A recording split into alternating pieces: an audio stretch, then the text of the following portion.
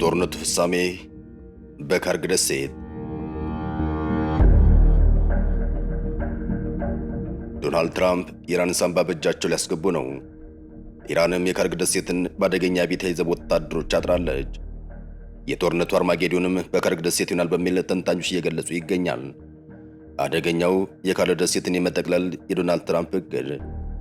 የአሜሪካው ፕሬዝዳንት ዶናልድ ትራምፕ ጦርነቱ ከተለኮሰ ዕለት ጀምሮም ኢራን ምድር ላይ ከ11 ሺህ በላይ ኢላማዎች ቢመቱም አሁንም የረኩ አይመስልም።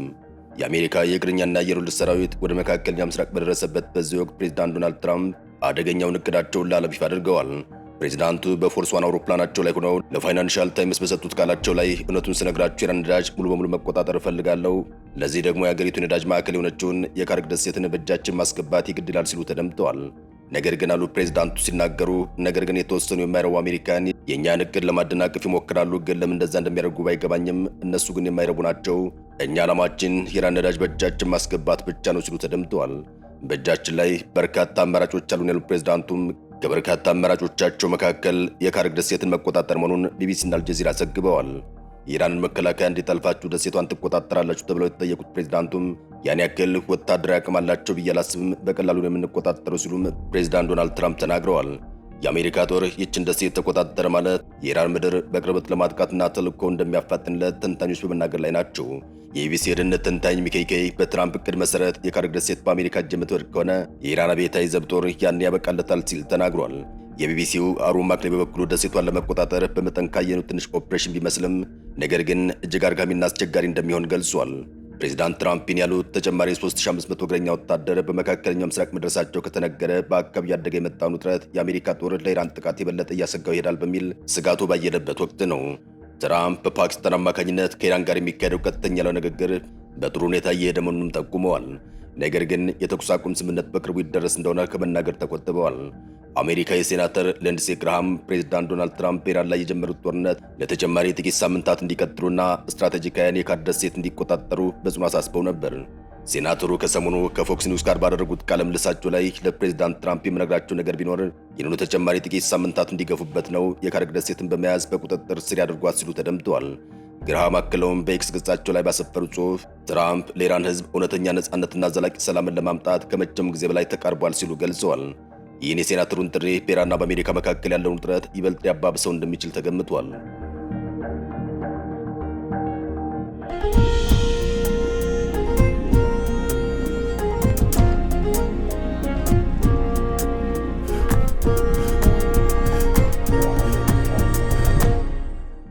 ለመሆኑ ኢራን ካርግ ደሴት ማን ነች?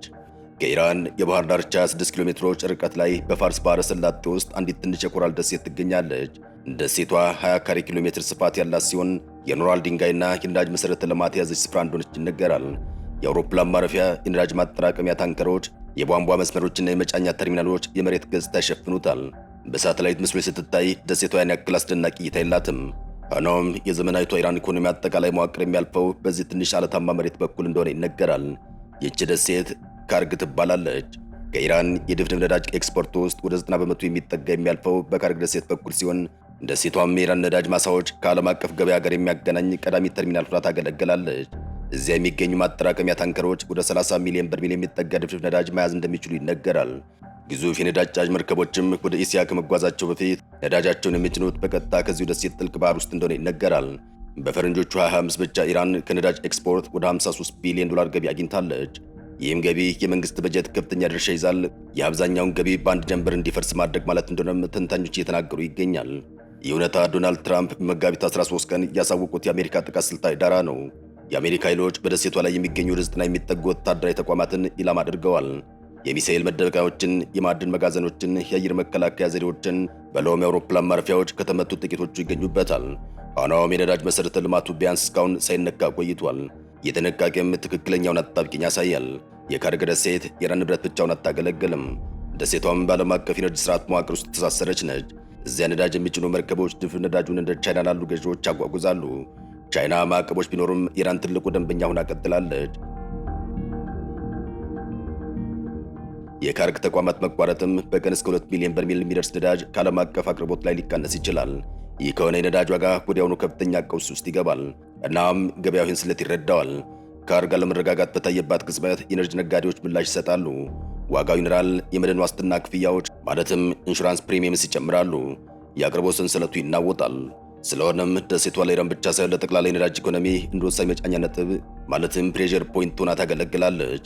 ታሪካዊ መዝገቦች ይህን ሁኔታ ያጠናክራሉ። በ1980ዎቹ የኢራን-ኢራቅ ጦርነት ወቅት ኢራቅ የታንከሮች ጦርነት ተብሎ በሚታወቀው ወቅት ካርግን በተደጋጋሚ ደብድባለች። ደሴቷ ከፍተኛ ጉዳት ደርሶባት እንደነበረም ይነገራል። ሆኖም ኢራን ነዳጅ መላኳን ቀጥላለች። በባህር ላይ ጊዜያዊ መጫኛ ዘዴዎች እየተገነቡ መርከቦች ከባህር ዳርቻ ራቅ ብለው እንዲቆሙ ተደረገ። የቧንቧ መስመሮችም አቅጣጫቸው ተቀየረ። መሰረተ ልማቱም በጥቃት ውስጥ ሆኖ ራሱን ከሁኔታው ጋር አስማማ። የዚያን ዘመን ትምህርት ቀላል ነበር። እንደ በርካታ ተንታኞች ገለጻ ከሆነ ካርክ ማውደም ከባድ እንደሆነ ይገለጻል። በተለይም የኢራን ነዳጅ ኤክስፖርት ሙሉ በሙሉ ማክሸፍ ከባድ እንደሆነ ይነገራል። ጂኦግራፊያዊ አቀማመጡም ችግሩን ያወሳስበዋል። ከደሴቷ በስተ ደቡብ ምስራቅ አቅጣጫም የሆርሙዝ ባህር ወሽመጥ ይገኛል። የመልክዓ ምድራዊ አቀማመጥ የካርክ ጥቃትን አያያዝ ወይም ፓራዶክስ ያብራራል። ለምሳሌ ዋሽንግተን ደሴቷን ብታጠቃ ዋሽንግተን የደሴቷን እጅግ አስፈላጊ መሰረተ ልማቶች ከመምታት ተቆጥባለች። ዋሽንግተን ደሴቷን ብታጠቃም የደሴቷን እጅግ አስፈላጊ መሰረተ ልማቶች ከመምታት ተቆጥባለች። የውሳኔም የጦርነት መባባስ ማለትም እስካሌሽን ገደብ እንዳለ ያሳያል። የኢራን የነዳጅ ተርሚናሎችን ማውደም በመላው ባህረ ሰላጤ ቀጠና በሚገኙ የኤነርጂ ተቋማት ላይ የአጸፋ እርምጃ እንዲወሰድ መንገድ ይከፍታል። ኢራን በኤነርጂ ዘርፏ ላይ የሚሰነዘር ማንኛውም ጥቃት በቀጠና በሚገኙ ከአሜሪካ ጋር ግንኙነት ያላቸው ኩባንያዎች የነዳጅ መሰረተ ልማቶች ላይ በሚሰነዘር ጥቃት ምላሽ እንደሚሰጠው አስቀድማ አስጠንቅቃለች። ውጤቱም በአካባቢ ብቻ ተወስኖ አይቀርም።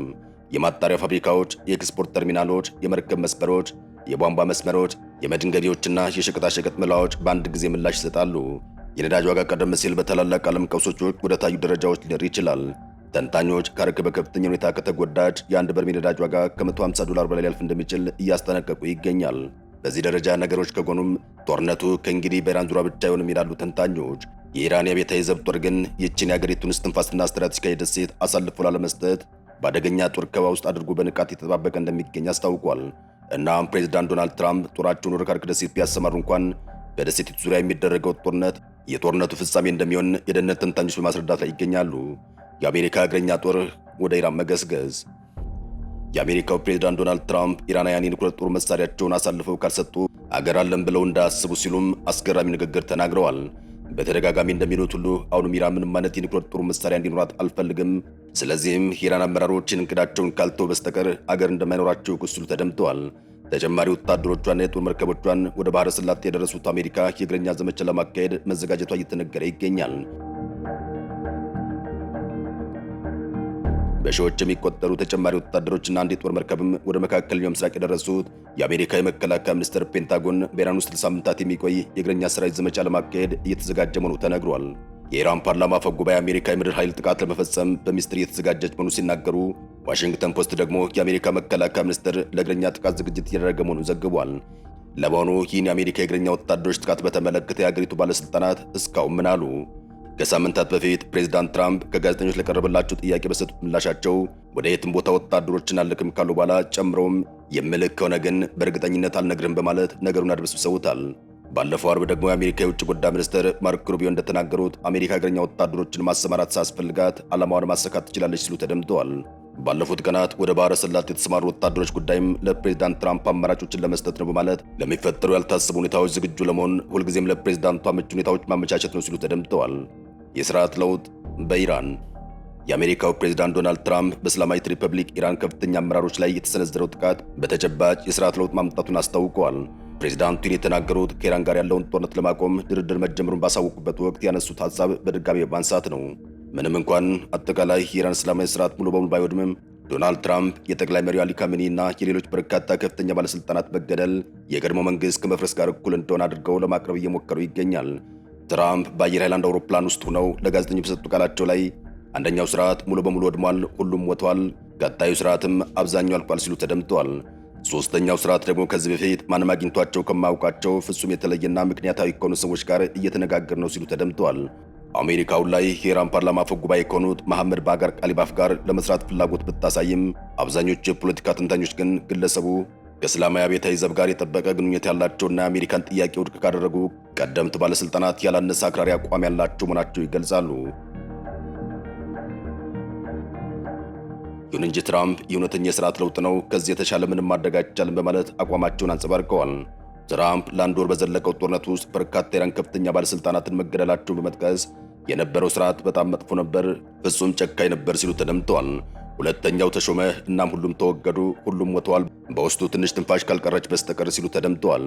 አባታቸውን ተክተው በጠቅላይ መሪነት የተሾሙት ሙጅታባ ካሚልን በተመለከተም ዶናልድ ትራምፕ ግለሰብ አሁን ከእይታ ውጭ መሆናቸውን በማስታወስ በሕይወት ሊኖሩ ይችላሉ፣ ነገር ግን ክፉኛ መቁሰላቸው ግን ግልጽ ነው ሲሉ ተደምጠዋል። ወጣቱ ካሚኔ ጦርነቱ በተጀመረበትና አባታቸው በተገደሉበት የመጀመሪያው ቀን ጥቃት እንደቆሰሉ ይታመናል። በሌላ በኩል በኢራን ላይ ስለታሰበ የምድር ጦር ስምሪትም የተጠየቁት ፕሬዝዳንቱ ግልጽ የሆነ ምላሽ ከመስጠት ተቆጥበዋል። ጦርነቱ ከተቀመጠለት የጊዜ ሰሌዳ ሳምንታት እንደቀደመ ቢናገሩም ዋይት ሃውስ ግን ጦርነቱ በ4 እና 6 ሳምንታት ውስጥ ይጠናቀቃል ያለውን የጊዜ ሰሌዳ አሁንም እየጠበቀ ይገኛል። በተጨማሪም የብሔራዊ መረጃ ዳይሬክተር የሆኑት ቱልሲ ጋባርድ ከጦርነቱ በፊት ኢራን አፋጣኝ ስጋት መሆኗን ከመናገር ተቆጥበው እንደነበር የተጠየቁት ትራምፕ የጋባርድ የአስተሳሰብ ሂደት ከእሳቸው የተለየ መሆኑን ጠቅሰው ኢራን የኒውክሌር መሳሪያ ባለቤትነት በመቃወም በኩል እሳቸው ጠንካራ አቋም ሲኖራቸው፣ ዳይሬክተሯ ግን በመጠኑ የለዘበ አቋም ሊኖራቸው እንደሚችል ጠቁመዋል። ኢራን በሆርሙዝ ስትሬት በሚያልፉ መርከቦች ላይ ቀረጥ እየጣለች ነው ስለሚባለው ዘገባም ፕሬዝዳንቱ ተጠይቀዋል። ጉዳዩን ማጣራት እንዳለባቸው ገልጸው የሆርሙዝን ባህረ ሰላጤ በሁለት ደቂቃ ውስጥ ልንዘጋው እንችላለን ሲሉ አስጠንቅቀዋል። አክለውም የባህረ ሰላጤው ሀገራት ኢራንን በመልሶ ማጥቃት ላይ መሆናቸውን ያለማስረጃ ቢናገሩም ይፋዊ መረጃዎች ግን የእነዚህ ሀገራት ምላሽ ከኢራን የሚተኮሱ ድሮኖችና ሚሳይሎችን ከመጥረፍ የዘለለ እንዳልሆነ ያሳያሉ። ሰሞንኛውን እንቅስቃሴ ተከትሎ የኢራን ማስጠንቀቂያ። የፋርሶቹ አለቆች ፕሬዝዳንት ዶናልድ ትራምፕ አካሄድ ብሪተኛና አደገኛ በማለት እየጠሩ ሲሆን ለእግረኛ ጦሩ አስፈላጊውን የመልስ ምት እንደሚሰጡ መናገራቸውን ፕረስ ቴሌቪዥን ዘግበዋል። በኢራን መንግስት ውስጥ በአሁኑ ጊዜ ከፍተኛ ተጽዕኖ ካላቸው ፖለቲከኞች መካከል አንዱ የሆኑት የአገሪቱ የፓርላማ አፈ ጉባኤ አሜሪካ የምድር ጥቃት ለመክፈት እየተዘጋጀች ነው ሲሉ ከሰዋል። አፈ ጉባኤውም ሙሐመድ ባጋር ጋሊባፍ ናቸው። በኢራን ላይ የተከፈተው ጦርነት አንደኛ ወሩን በማስመልከት መንግስታዊ ኢርና የዜና አገልግሎት ጨምሮ የአገሪቱ መገናኛ ብዙሃን ላይ በቀረበው መልእክት ላይ ይህን ሲናገሩ ተደምጠዋል። አፈ ጉባኤው እንደተናገሩት ጠላቶቻችን በይፋ ስለ ድርድር እየተናገሩ በሚስጥር እግረኛ ሰራዊትን ጥቃት ለመክፈት እያሴሩ ነው ሲሉ ከሰዋል። ጨምረውም አሜሪካ ድርድር በማለት ያቀረበችው ባለ 15 ነጥብ የድርድር ነጥብ በጦርነቱ ልታሳካቸው ያልቻለቻቸው ፍላጎቶቿ ናቸው በማለት ተችተዋል። አፈ ጉባኤው ጋሊባፍ በእግረኛ ወታደሮች ምድር ላይ ጥቃት የሚከፈት ከሆነ የኢራን ኃይሎች የአሜሪካ ወታደሮች መሬታችንን ሲረግጡ እሳት ሊያዘኑባቸው እየተጠባበቁ ነው ሲሉም ተደምጠዋል። ዶናልድ ትራምፕ በተደጋጋሚ ያቀረቡትን ኢራን እጅ መስጠት በተመለከተም አፈ ጉባኤው በአረብኛ ቋንቋ የሀገራቸው ምላሽ ግልጽ እንደሆነ ተናግረዋል። አፈ ጉባኤው ውርደት እንደማይቀበሉም ገልጸዋል። አንዳንድ ያልተረጋገጡ ዘገባዎች እንደሚሉት የትራምፕ አስተዳደር ጋሊባፍ ቀጣይ አገሪቱ መሪ ሊሆኑ ይችላሉ ብሎ ያምናሉ። የኢራን የአብዮታዊ ዘብ ከፍተኛ የጦር አመራር የሆኑት ብርጋዴር ጀነራል ሰይድ ማጂድ ሙሳቪም በሰጡት መግለጫቸው ላይ አሜሪካና እስራኤልን ክፉኛ ወቅሰው ለሁለቱም ጠላቶቻችን ዋጋቸውን እየሰጠናቸው ነው ሲሉ ተደምጠዋል። በተለይም ባለፈው ቅዳሜ የእስራኤል ጦር በኢራን የኃይል ማዕከላት ላይና የብረታ ብረት ኢንዱስትሪዎች ላይ ጥቃት መፈጸሟ ዋጋ እንደሚያስከፍል አዝተዋል። በዚህ ምላሽም በደቡብ እስራኤል በሚገኝ የኬሚካል ኢንዱስትሪ ላይ ከፍተኛ ጥቃት እንደተከፈተም ፕሬስ ቴሌቪዥን ዘግቧል። የኔታንያሁ ቀጭን ትዕዛዝ። የእስራኤሉ ጠቅላይ ሚኒስትር ቤንያሚን ኔታንያሁ ጦራቸው በደቡባዊ ሊባኖስ በኩል ወደፊት እንዲገሰግስ ትዕዛዝ መስጠታቸው ዓለም አቀፍ መገናኛ ብዙሃን ዘግበዋል። የኢራኑ ጦርነት መፈንዳቱን ተከትሎ ዳግም ወደ ሊባኖስ ምድር የገባ የእስራኤል ጦር በደቡባዊ የአገሪቱ ክፍል ሰፍሮ እንደሚገኝ መረጃዎች ይጠቁማሉ። በሊታኒ ወንዝ በኩል ወደፊት እየገፋ የሚገኝ የእስራኤል ጦር ግስጋሴውን እንዲያጠናክር ብለውም በአካባቢ የሚንቀሳቀሰውን የሂዝቦላ ኃይል እንዲያስወጣ ኔታንያሁ በቪዲዮ ባስተላለፉት መልእክታቸው ላይ ለወታደሮቻቸው ትዕዛዝ ሰጥተዋል። የእስራኤል ጦር በጋዛ ጦርነት የተከተለውን የጦርነት ስትራቴጂ ወይም ጋዛ ወሬ እንዲከተል ቤንያሚን ኔታንያሁ ትዕዛዝ ማስተላለፋቸውም ተነግሯል። የሊባኖሱ ሂዝቦላ ኢራኑ መንፈሳዊ መሪ አያቶላ አሊ ከሚኒ ግድያን ተከትሎ ከእስራኤል ጋር መዋጋት የጀመረ ሲሆን ሌሊቱንም ጠንካራ ውጊያ ሲያካሄድ ማደሩን የአልጀዚራው ኦባይዳ ሂቶ ከደቡባዊ ሊባኖስ ታይር ሆኖ ዘግቧል። እንደ ኦባይዳ ሂቶ ዘገባ ከሆነም በአሁኑ ሰዓት የእስራኤል ወታደሮች በሊታኒ ሪቨር አካባቢ በስፋት መግባታቸውንና ነገሮች እየተባባሱ መሆናቸውን አስታውቋል። 2500 የአሜሪካ የባህር ኃይል ወታደሮችም ወደ መካከለኛው ምስራቅ መግባታቸውን ተከትሎም ቀጠናዊ ውጥረቱ እየተባባሰ መሆኑን አመላክቷል። በአሜሪካና በእስራኤል በተሰነዘረ ጥቃት የኢራን ቴሌቪዥን ጣቢያና ወደብ ጥቃት ደርሶባቸዋል። በዚህ ጥቃትም ቢያንስ 5 ሰዎች ሲሞቱ ኢራን በአጸፋው የባለስቲክ ሚሳይሎችን ወደ እስራኤል አስወንጭፋለች። የግብፅ፣ የሳውዲ አረቢያና የቱርክ የውጭ ጉዳይ ሚኒስትሮችም በፓኪስታን ተሰብስበው የሰላም ውይይት እያደረጉ ቢሆንም የኢራን አፈ ጉባኤ መሐመድ ባጋር ጋሊባፍ ፕሬዝዳንት ዶናልድ ትራምፕ በሚስጥር ወረራ እያቀዱ ነው ሲሉ ከሰዋል። ኢራንም የሆርሙዝ ወሽመጥን በመዝጋት የዓለም የነዳጅ ዋጋ ከ50 በመቶ በላይ በመናሩ በዓለም ኢኮኖሚና ፖለቲካ ላይ መናጋትን አስከትሏል። ነገርየው በዚህ ብቻ የሚያበቃ ለመምሰሉ ደግሞ ሁኔታዎችን አስከፊ ያደርጋቸዋል ይላሉ የዓለም አቀፍ ተንታኞች። የካርግ ደሴት ፍልሚያ ግን የጦርነቱ ፍጻሜ ሊሆን እንደሚችል በርካታ ተንታኞች የተናገሩ ናቸው።